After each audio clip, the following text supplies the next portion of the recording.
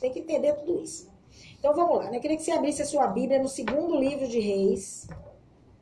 São 3 horas e 18 minutos. Quero deixar um abraço aqui no Instagram. Estou vendo aqui a Bispa Elisa, Ismara. Estou vendo Karine Lassi. RD Móveis. Estou vendo aqui todo mundo. Um abraço para vocês aí que estão chegando aí. Então vamos lá. Primeira Reis, segundo livro de Reis, capítulo 20. Capítulo 20, segundo livro de Reis, ele fala sobre algo que nós já conhecemos, uma mensagem que é muito pregada aí, que fala sobre a enfermidade do rei Ezequias. E nós vamos ver o que Deus tem para passar com a gente, né, diante dessa palavra aqui. Então, o primeiro versículo do capítulo 20 diz assim: Naqueles dias, Ezequias ficou enfermo de morte, e o profeta Isaías, filho de Amós, veio até ele e lhe disse: Assim diz o Senhor, põe tua casa em ordem, porque morrerás e não viverás. Então ele virou sua face para a parede e orou ao Senhor, dizendo: Eu te suplico, Senhor, lembra-te agora de como eu tenho caminhado diante de ti em verdade e com o coração perfeito, e tenho feito aquilo que é bom à tua vista. E Ezequias chorou amargamente. Até aí. Versículo 1, 2 e 3. Só 3 versículos do capítulo 20 de 2 Reis.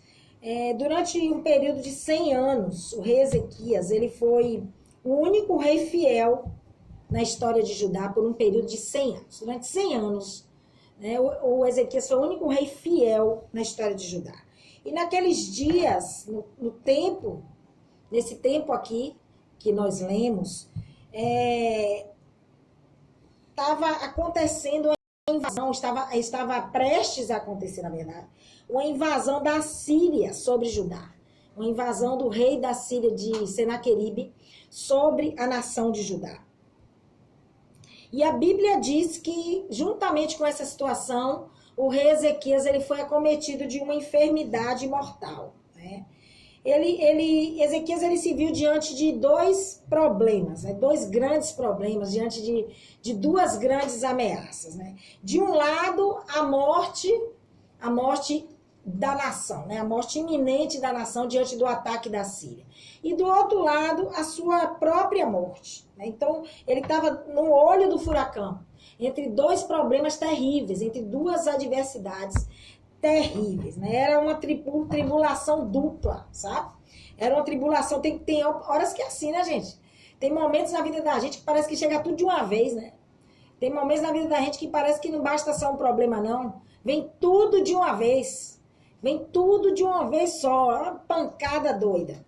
Então, o Ezequias, ele estava nesse momento aí, recebendo duas adversidades grandes na vida dele, de uma só vez. E a única atitude cabível, né, nós sabemos que no momento desse, e em qualquer momento, né, a nossa primeira atitude tem que ser essa, buscar a Deus.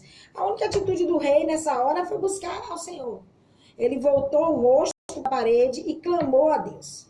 E a Bíblia nos diz que, se você ler o capítulo, você já conhece a história, que Deus respondeu à oração do rei Ezequias e lhe concedeu mais 15 anos de vida, né? Mais 15 anos de vida. A oração dele foi concedida. Dentro dessa situação aí, que nós vemos aqui, nessa situação aí que o rei Ezequias viveu, a gente aprende algo muito importante. A gente aprende uma verdade muito valiosa, viu? A gente aprende que a oração, escuta isso aqui que Deus vai falar com você. A oração, querido, ela é mais forte do que a profecia. A oração, ela é mais poderosa do que a profecia. O rei Ezequias, ele nos ensina isso. Essa lição aqui, essa passagem da vida do rei, esse episódio de problema, de adversidade, de tribulação na vida de Ezequias, nos mostra, porque a gente sabe o que aconteceu. Ele orou, ele se humilhou e Deus concedeu a ele mais 15 anos de vida. Então, nesse momento, a gente consegue ver que a nossa oração ela é muito mais poderosa do que a profecia. do que o decreto que foi lançado sobre a nossa vida, muito mais, né? O Isaías, ele profetizou sobre a vida do rei Ezequias, mas o rei Ezequias, querido, ele não aceitou aquilo. O rei Ezequias, ele não tomou posse daquela profecia. O rei Ezequias, ele não aceitou aquele decreto como um decreto final para a vida dele. Ele não aceitou, né? E através da oração dele, através do seu clamor, aquela profecia ali, ela foi anulada ou, no caso aqui, ela foi adiada, né? Ela foi retardada. Eu acredito que Deus deu 15 anos a mais, então Deus deu uma segurada naquilo ali, através do clamor do servo dele, né? A gente tem que entender algo muito importante sobre profecia, porque nós sabemos que a igreja ela é sustentada pelas profecias. E a igreja não é o templo físico, querido. Deixa eu dizer aqui. Não é o templo, não é o lugar que você congrega que é sustentado por profecia. A igreja que Deus está falando aqui, que Deus fala na Bíblia, é eu e você. Né? Nós precisamos das profecias para nós continuarmos com a nossa fé firme. Nós precisamos. Mas a gente tem que aprender, né, sobre a natureza da profecia. Né? Sobre a natureza da profecia. Né? Porque nem todos, é preciso que a gente entenda isso, nem todos os eventos que são profetizados, até mesmo aqueles eventos, aquelas profecias que partem de profetas confiáveis, como era Isaías, um profeta confiável, eles não têm que acontecer. Eles não são obrigados a acontecer. Por que eu estou dizendo isso? Porque algumas dessas profecias que você vai receber ao longo da sua caminhada, elas vão acontecer porque elas já foram decretadas pelo próprio Deus. Isso é fato, elas vão acontecer. Mas outras, elas podem ou não se confirmar. E por que eu estou dizendo isso? Porque existe um nível, querido, de probabilidade em muitas profecias. Então, a probabilidade de acontecer ou não em muitas profecias. E a oração, ela tem o poder de anular um evento que estava marcado para acontecer. Ela tem esse poder, né? Deixa eu dizer uma coisa para você. A tua oração, ela pode mudar tudo. A tua oração, ela pode reverter toda a situação. Quando o rei Ezequias, quando ele se humilhou, quando ele voltou o rosto dele para a parede, né? Quando ele voltou o rosto dele para a parede, ele orou, Deus fez o milagre, ouviu a oração dele, e quando o relógio de Acais, ele retrocedeu, o milagre aconteceu. Porque o milagre de Ezequias, a cura de Ezequias, ela foi confirmada lá na frente, quando Deus fez o relógio retroceder. A gente vai ver isso mais pra frente aí. Esse episódio aqui, meu filho, nos mostra tanto a natureza e o poder da oração, com tanto a natureza e o poder da oração, quanto a natureza da profecia em relação à oração. Sabe? Existe a natureza e o poder da oração. Existe a natureza da profecia em relação à oração. Por isso que eu digo para você, meu filho, não desista de orar.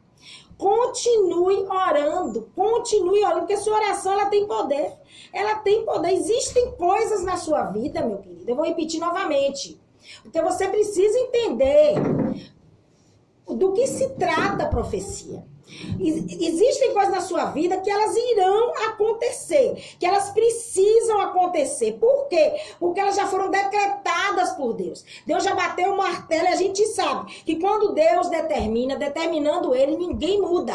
A gente sabe. Mas a grande maioria das profecias que você recebe, a grande maioria dos acontecimentos que estão por vir, eles não estão decretados. Eles estão em fluxo, sabe? Eles estão em curso. E eles podem ser alterados mediante o nosso esforço, pessoal. Mediante a nossa determinação. Mediante a nossa atitude, a nossa força de vontade. Mediante a nossa oração. Eles podem mudar. Tem profecias que Deus vai mandar para você justamente para você quebrar. Tem profecias, querido, que Deus vai lhe dar justamente para você orar em cima daquilo para que não aconteça. Não tenho certeza disso. O Ezequias, ele entendia isso perfeitamente. Essa natureza da profecia, ele entendia. E aí ele se voltou ao Senhor e orou, sabe? Ele não tomou posse daquele decreto ali. Ele não tomou, ele se recusou a tomar posse daquele decreto. Sabe? A Bíblia diz que o rei Ezequias, estou vendo você, Nalva, Bispo Daniel, Tati, um abraço, Ronilson, um abraço. A Bíblia diz que o rei Ezequias, ele chorou muito. Na minha Bíblia, aqui na King James, ela usa amargamente, né? Deve ter sido um choro de... Sabe aquele choro angustiante, aquele choro de misturado, tudo misturado, de decepção, de frustração, de incredulidade, um choro todo mesclado de sentimentos, sabe? Sentimentos terríveis. A Bíblia diz que ele chorou muito. E aí o que foi que ele fez? Ele começou a relembrar a Deus quem ele era, o servo que ele era. Por que o Ezequias fez isso? Porque naquela época, querido, se você morresse cedo, uma morte prematura, era sinal que Deus estava desprezando você. A pessoa que morria cedo era porque ela não era de Deus, ela era um ímpio, né? Porque morrer cedo não era para quem era servo, não era para justo, era só para os ímpios. Então uma vida longa significava que você estava sendo recompensado por Deus. Significava, te colocava numa posição de justo. Então aquilo, uma morte prematura para o rei Ezequias, era também um sinal de vergonha. Mesmo ele entendendo quem ele era, mesmo ele sabendo a posição que ele ocupava, não como rei, mas como servo. Então existia todo, sabe? Existia todo existia todo um problema acerca desse negócio de morrer cedo ou de ter uma vida longa, né? Se você morrer... Até hoje é assim, né, gente? É assim até hoje. A gente vê um servo de Deus morrer prematuramente. A primeira coisa que a gente pensa, eu digo pra você, que a primeira coisa que vai na sua mente é: eita, morreu por quê? É assim que o povo pensa logo. Por que esse homem morreu? Um homem de Deus que parece, né? Já vem logo parece. Já bota logo dúvida no caráter do cara. Já bota logo dúvida no ministério do homem. O cara tão bom, morreu cedo. Já vem logo as suposições, sabe? Suposições começam a ser levantadas. Até hoje, esse pensamento do judeu, ele continua na mente da igreja. O cara morreu cedo, Deus recolheu o servo dele mais cedo. Aquele cara ali estava em pecado. Aquele cara ali morreu porque fez alguma coisa que desagradou a Deus. Aquele cara ali morreu porque estava fazendo errado, estava se desviando, Deus preferiu recolher do que perder a alma. A primeira coisa que a gente pensa é isso. É um pensamento, é uma herança, um legado que ficou aí desse povo pra gente, né? Então, naquela época era assim. O Ezequias, ele lembrou a Deus que como rei, ele tinha seguido o exemplo de Davi. Ele tinha usado Davi como seu exemplo, né? Como seu exemplo. E ele tinha cumprido todos os requisitos da lei mosaica, que está lá em Deuteronômio, no capítulo 6, lembra? Quando Moisés ele começa a transmitir ao povo os estatutos e os mandamentos de Deus, tá tudo lá. E Deus ouviu a oração daquele homem, né? O Ezequias, ele usou o que ele tinha. Ele usou o que ele tinha dentro da oração dele. Ele usou a posição, a consciência que ele tinha de quem ele era diante de Deus. Deixa eu dizer aqui. Vou dizer aqui uma coisa logo. Querido, não tenha medo. Eu não estou mandando você afrontar a Deus. Não é uma afronta. Mas se você tem consciência do servo que você é, se você tem consciência da pessoa, do seu comportamento, da sua obediência, dos caminhos que você tem trilhado, a que tem agradado a Deus, não tenha medo de colocar isso diante de Deus nas suas orações. Não tenha medo de lembrar a Deus, não que ele tenha esquecido, porque Deus ele não esquece de nada. Mas não tenha medo de dizer: Deus, olha aqui, olha quem eu sou, olha o que eu tenho feito, olha o que eu já fiz, olha se há diante de mim alguma coisa que está desagradando, o que é que está acontecendo.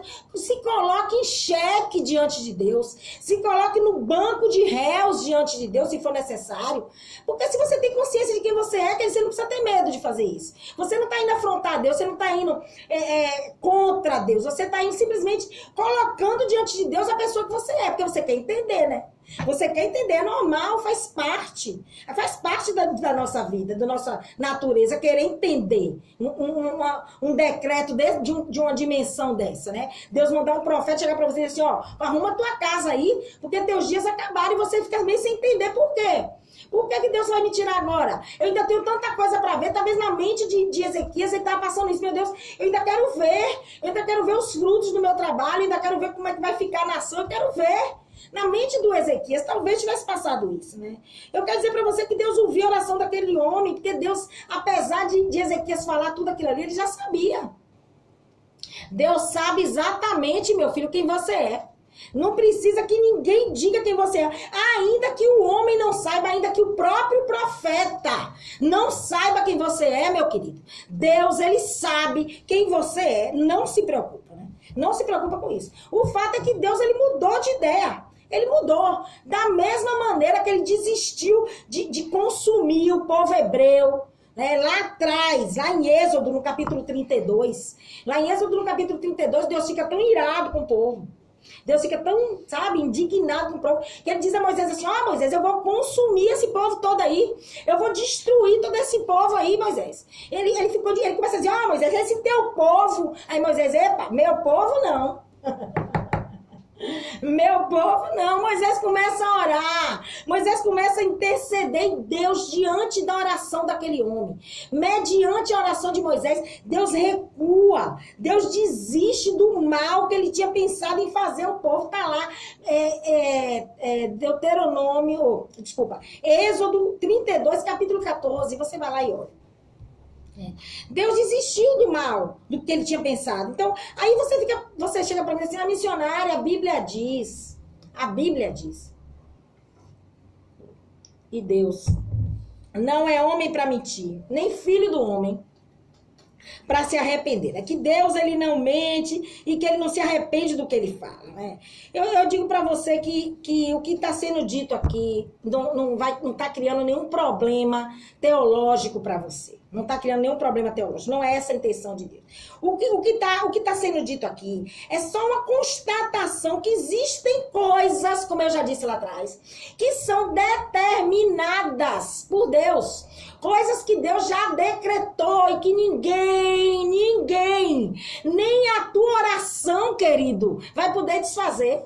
Nem o teu clamor, nem as tuas lágrimas, nem o teu choro, nem a tua humilhação, nem as cinzas sobre a tua cabeça. Você lembra de Davi?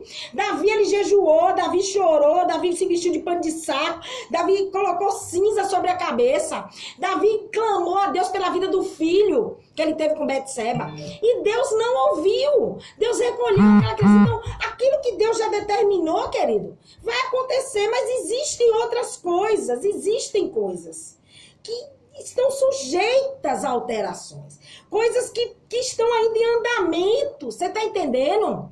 Que ainda não se concretizaram, que Deus ainda não bateu o martelo, que Deus ainda não disse é isso e acabou, ninguém muda. Existem coisas que estão em curso, estão em andamento. E essas coisas aí, a nossa oração, o nosso clamor pode sim mudar. Pode mudar, com certeza. Pode mudar os acontecimentos. Sabe por que pode mudar, querido? Porque Deus, como pai, como com a sua natureza paterna, porque nós somos filhos, como pai, Deus está sempre pronto. E ele até anseia por mudanças, ele até anseia em modificar as coisas ao nosso favor, sabe? Às vezes um pai, ele quer corrigir um filho. Eu vou trazer um exemplo da nossa vida secular. Um pai, ele às vezes tem intenção, ele quer corrigir o filho. E às vezes, para corrigir, vai precisar dar castigar esse filho. Mas se ele vê qualquer possibilidade de mudança no castigo que ele tentava fazer, no castigo que ele tentava lançar sobre aquela criança, ele vai segurar. Se ele vê que existe alguma outra maneira de resolver o problema, ele vai fazer. A mesma coisa é Deus, não é diferente não. Tem coisas que Deus vai permitir que você ore, que você clame, e ele vai desistir de fazer. Ele vai desistir de cumprir. Então eu quero dizer que existe toda uma natureza sobre a profecia. Então nem tudo que você ouve é decreto de Deus, querido. Nem toda profecia que chega para sua vida é um decreto de Deus. Como assim as profecias? Não estou falando somente de coisas ruim, não, deixa eu abrir aqui logo. Tô falando de coisas boas também. Tem coisas boas que Deus já profetizou sobre você, sobre a sua vida, que estão em curso, que ainda não bateram, não receberam o selo, carimbo de Deus. Sabe por quê? Porque essas coisas boas, elas vão acontecer mediante as suas atitudes, mediante os seus comportamentos, mediante a sua obediência, mediante o seu caminhar. Então, por favor, porque se fosse assim, o povo hebreu, todo o povo que tinha saído do Egito, tinha entrado na terra prometida. Durante 40 anos, aquele povo andou no deserto e não entrou por causa da desobediência, da murmuração, da dúvida, da incredulidade. Era uma promessa que estava em curso e que não se cumpriu na vida de muitos, a maioria de todo mundo. Né? Foram muito poucos que entraram na Terra Prometida. Então, existe profecia sobre a sua vida que ainda não foram, sabe, sacramentadas, sabe? Vai depender mais de você do que de Deus. A Bíblia diz que Isaías, ele já estava indo embora. A Bíblia diz que Isaías já estava indo embora. Foi lá, como todo bom profeta faz. E o profeta, deixa eu dizer aqui. O bom profeta, ele não entrega profecia e fica lá fazendo cera, esperando aplauso, não. Viu, querido? Deixa eu dizer. O bom profeta, ele vai, ele entrega a profecia e sai. Se retira, volta pro lugar dele. Ele não fica ali esperando ser elogiado, esperando ser sabe, alisado, esperando um bocado de urubu ficar em cima dele, não. Ele entrega a profecia e muitos dos bons profetas, querido, vou logo dizer aqui, não faz alarde para entregar profecia, não chama a atenção da congregação para entregar a profecia. O bom profeta que sabe que é profeta, que sabe que está entregando algo da parte de Deus, que sabe quem ele é, não precisa se exibir. Ele vai lá, entrega a profecia, calmamente, mansamente, e sai, e se retira.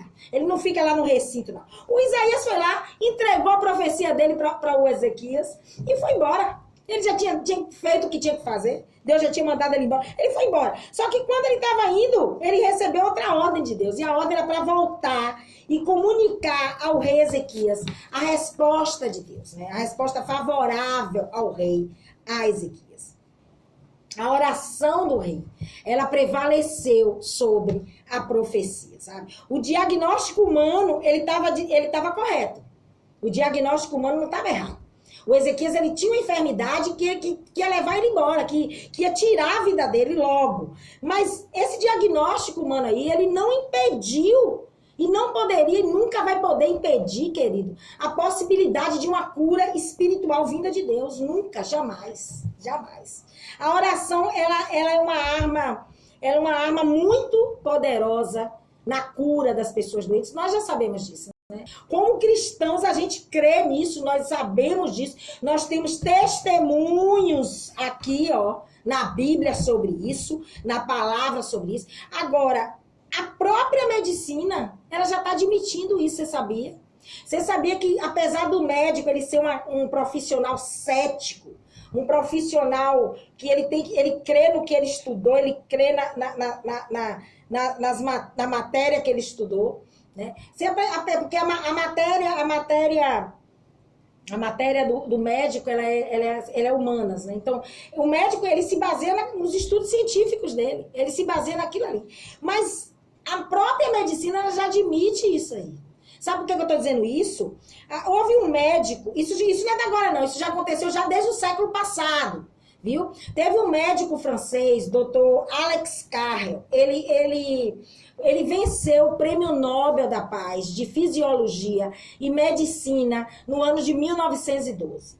E esse médico aí, ele escreveu um artigo, e nesse artigo ele dizia o seguinte, ele disse assim, eu já vi homens depois de toda a terapia, homens que depois de todo o tratamento que foi feito, de toda a terapia, de todo medicamento que foi aplicado, de todos os recursos médicos terem sido aplicados, terem falhados. Eu já vi homens que depois de passar por tudo isso, o procedimento médico, a medicina falhou. Eu já vi esses homens logo depois se levantarem da enfermidade. Em outras palavras, aquele homem ali, olha que coisa linda. Em outras palavras, ele estava reconhecendo que a medicina não tinha nenhuma participação na recuperação e na cura daquele homem. Porque ele disse que tudo já tinha sido feito. E depois que tudo foi feito, nada deu resultado. Mas depois a pessoa se recuperou. A pessoa se levantou da enfermidade. Então nada mais foi do que um reconhecimento de que houve um milagre.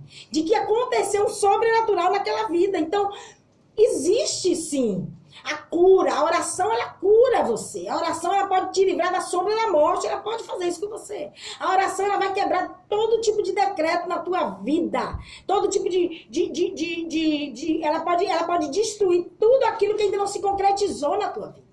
Então, ela teve efeito, sabe? Por quê? Porque essa oração aí, ela moveu o céu. Essa oração aí, ela moveu o céu, sabe? E o Ezequias, ele recebeu a promessa, quando Isaías voltou, o Ezequias recebeu a promessa de uma cura completa. Não foi de uma cura parcial. A promessa que ele recebeu foi de uma cura completa, né? Interessante isso, porque Deus, ele não operou somente na enfermidade física de Ezequias. Ele não operou somente naquela doença ali do rei, não. Mas ele também operou na situação da nação. Ele operou naquele momento de medo, naquele momento de tensão que Judá estava vivendo diante do ataque assírio. Deus operou, né? Deus fez. Né? O milagre de Deus, meu filho, ele não é parcial. Deixa eu dizer para você. O milagre de Deus, ele não é parcial. O milagre de Deus, ele é totalmente completo. Deus não faz nada pela metade. A gente cansa de dizer isso, né?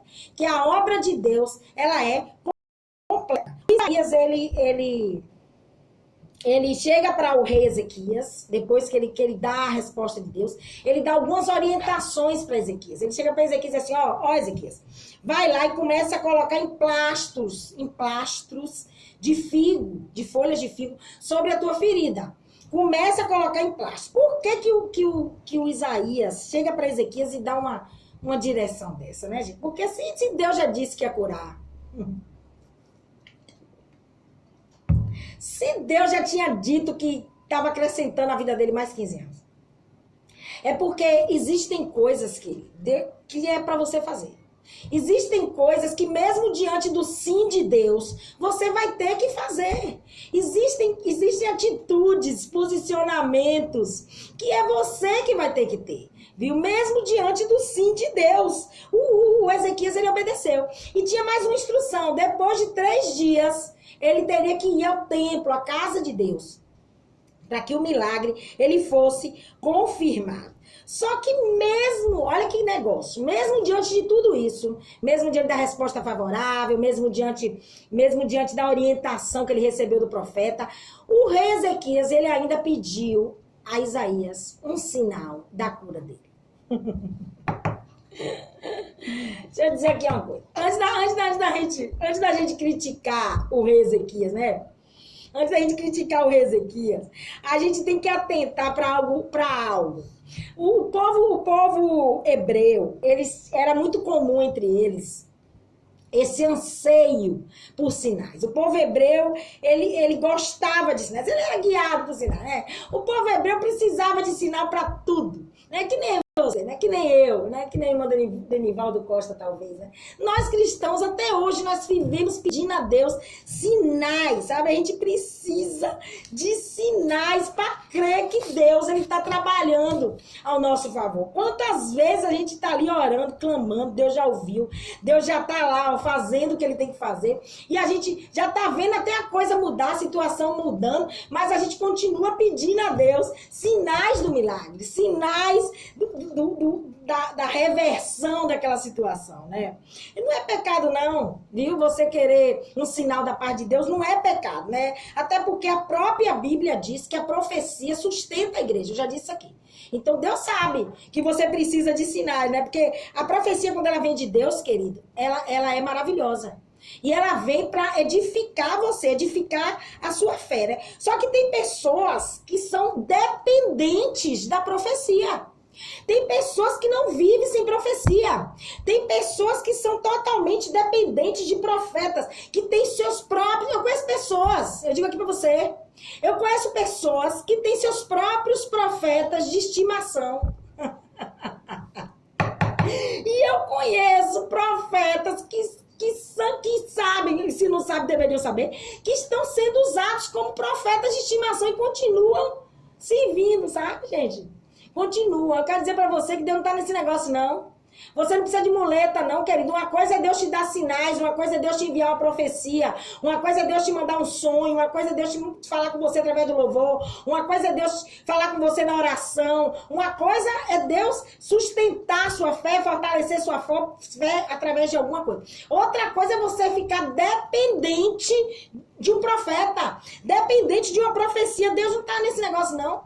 Mas tem gente que se não tiver uma profecia todo dia, se toda semana ela não ouvir a profecia de Deus, ela morre. A fé dela é morta. A vida espiritual dela está acabada. Ela não crê em mais nada. Não estou mais ouvindo, Deus não está falando, é porque não vai acontecer. Morre, acaba na hora, né? E o rei Ezequias, ele precisava de um sinal. Ele precisava de um sinal que confirmasse o milagre que já estava a caminho. Porque o milagre de Ezequias já tinha sido dado o sim de Deus e ele já estava a caminho, só faltava o amém, né? Aquele negócio que eu falo, que eu sempre digo aqui. Deus dá o sim, mas o amém depende de você. E havia instruções que o Ezequias tinha que seguir para receber o amém, né? Quando a gente vê uma atitude dessa de Ezequias, parece que Ezequias está pedindo demais, né? Deus já tinha acrescentado 15 anos, Deus já tinha sido favorável, já tinha respondido a oração dele de maneira conveniente. Parece que ele está pedindo demais, né? Parece que a gente pede demais quando a gente fica pedindo um sinal a Deus. Mas eu digo a você, querido, que não é não. Que você não está pedindo demais, não, viu? Não se preocupe com isso, não. Eu já disse aqui, não é pecado, não. Não é pecado. O pecado é você ficar... É você se apoiar na profecia. O pecado é você ficar dependente da profecia. O pecado é você focar na profecia, colocar a profecia no pedestal, colocar a profecia no lugar de Deus, colocar o profeta no lugar de Deus. Isso aí é pecado. Mas você querer sinal, pedir a Deus sinal, não é pecado não. Sabe por quê? Porque Deus, como Pai, Ele tem muito para dar a mim. Ele tem muito para dar a você. Ele tem muito para dar a todos nós. Todo mundo que pede, ele tem para dar. Lá em Mateus 7, né? No capítulo 7, no versículo 7, ele fala, né? Mateus fala sobre isso, né? Pede, bate, que vai se abrir. Pede, você vai receber. Né? Aquele que pedir, será dado. Então, o Mateus, ele confirma isso, né? Tem um ditado aí popular, que ele diz assim, ó, que é a dobradiça barulhenta, a dobradiça que arranha, que faz zoada quando a porta é movida, que recebe o óleo. Aquela dobradiça que não faz zoada, ela nunca vai receber óleo, porque no nosso entendimento ela tá bem, né, dele? Ela não tá precisando de um óleo, ela não tá precisando de um azeite. Então, meu filho, seja dobradiça. Tá precisando de um sinal, pode pedir. Pode ficar fazendo barulho aí, pode bater, que Deus vai abrir, ele vai lhe responder. Viu? Não se acanhe com isso não, porque você é filho. Você é filho dele. O Ezequias, ele se humilhou, sabe? O Ezequias, ele orou, o Ezequias chorou, o Ezequias se humilhou, e Deus foi lá e reverteu o quadro daquele homem. E como sinal, Deus foi lá e retrocedeu o relógio de Acais em 10 graus. Sabe o que Deus fez, querido? Sabe o que Deus fez? Quando a Bíblia fala que ele retrocedeu o relógio de Acais. Deus pegou e fez a terra girar de forma contrária ao seu movimento normal em redor do seu eixo. Ah, meu Deus! Será que esse Deus é poderoso? Será? Será que o teu Deus é poderoso? Será que um Deus que faz a terra se mover de forma contrária em redor do seu próprio eixo? Será que ele tem poder? Um Deus que faz o tempo. Deus estava dizendo assim, ó Ezequias, eu posso me mover para onde eu quiser. Ezequias, eu posso ir para onde eu quiser, eu posso fazer o que eu quiser. Ezequias, eu posso ir para frente, eu posso ir para trás. Ezequias, eu posso adiantar a tua morte e eu posso retroceder esse processo de morte. Ezequias, eu posso te dar 15 anos e eu posso não te dar mais ano nenhum. Foi isso que Deus quis mostrar para Ezequias. Quando ele usou o relógio, ele usou aquele relógio de Acais para fazer isso, para mostrar isso para o rei. Que ele podia tudo. Então eu quero dizer para você, querido, são 3h51. Não pare de orar. Não cesse, não canse de orar. A chamada do programa foi há poder no teu clamor. E eu digo para você, há poder na oração de um justo. A oração de um justo tem muitos seus efeitos. Você lembra quando Deus quis destruir Sodoma e Gomorra, ele ia destruir tudo. Não ia ficar ninguém por causa de Abraão, ele poupou Ló e a família dele. Então há poder na sua oração. Há poder na oração de um justo, não pare de orar. Existem profecias, querido. Às vezes você tem uma situação que você acha que não vale mais a pena, né, orar. Que é melhor desistir, mas não pare, não desista, não. Sabe por quê? Existem situações que chegam pra gente, existem profecias que nós recebemos, que o único propósito de Deus em permitir que a profecia chegue até a gente é fazer a gente orar para quebrar aquilo. Porque Deus não tem intenção nenhuma de cumprir. Às vezes ele já viu a armadilha, ele já viu que tá para vir. Então ele vai lá e manda a profecia. Para quê? Para você orar, para você interceder sobre você mesmo ou sobre a vida de outra pessoa. Então existem profecias que o propósito é esse, sabe? Ele usa você mesmo para orar e reverte o quadro, né? Porque uma coisa é certa, querido, eu quero dizer para você. O que há de vir sobre a tua vida vai vir. O que há de vir, virá, como diz o profeta Abacuque. Só que o profeta também diz que virá e não tardará. Só que existem coisas que, se você orar, elas podem até tardar em acontecer. Existem coisas que você vai orar e Deus não vai responder. Elas vão vir. Existem coisas que você vai orar e Deus vai adiar. Existem coisas, querido, que você vai orar e Deus vai simplesmente anular.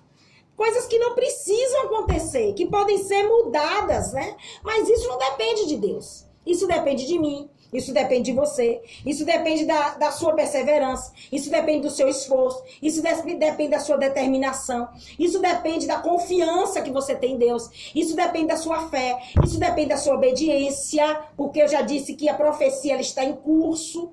Vai depender muito. Tanto a profecia boa quanto a ruim, ela está em curso. Vai depender muito das nossas atitudes, dos nossos posicionamentos, das nossas escolhas para que elas aconteçam. Então Deus está dizendo aqui hoje, não deixe de orar. Não importa a situação, continue orando. Eu já escutei. Mas eu vou ver até onde vai a sua perseverança. Tem coisas que Deus vai dizer não. Tem coisas que Deus vai dizer sim. Né? Cabe a gente orar e confiar. Né? Porque até aquilo que Deus diz não pra você, coopera pro teu bem, né? Você sabe disso, né? Ainda que no momento você não entenda, mas até o não de Deus, até a profecia ruim que se cumpriu na tua vida, de alguma forma, ela vai estar cooperando pro teu bem. Amém? Palavra maravilhosa! Tô vendo aqui Bispo Daniel, meu mestre, Nálvia Edneuza, Maria Galdino, Sandra Menezes, Carla Pedreira, Deli Viana, Cid, Deus abençoe, Bispo Elisa Oliveira, tá chegando agora com o Encontro de Fé, Nalva Oliveira, Ana Paula, pessoal de Cidade FM 87.9, um abraço para vocês, Deus abençoe, aplicativo da Rádio Cidade, 87.9, um abraço. Vão lá, gente, olha lá, daqui a pouco vai estar no YouTube isso aí, compartilha isso, manda essa live. Para quem você puder. Tem muita gente que está confusa aí. Preso numa profecia ou que está preso em algo que Deus já disse não, ou que está preso com medo do que foi dito, mas que não entende que a oração dele tem poder para mudar, que às vezes Deus só está esperando um posicionamento correto da parte dele. Então vai lá, manda aí, porque o que mais tem hoje em dia, né, gente, é falso profeta, né? Então tem que ter muito cuidado com isso, né? Deus está dando um alerta aqui pra gente. Um beijo para você, um abraço. São 3 horas e 56 minutos em Feira de Santana. Tá vindo aí o programa Encontro de Fé com a Bispa Elisa Oliveira. Um abraço pro meu ministério Monte Gerizim, Maria Quitéria, Avenida Maria Quitéria 159. Ministério Apostólico Monte Gerizim. Hoje estaremos lá. Amém? Deus abençoe vocês. Até amanhã, se Deus quiser.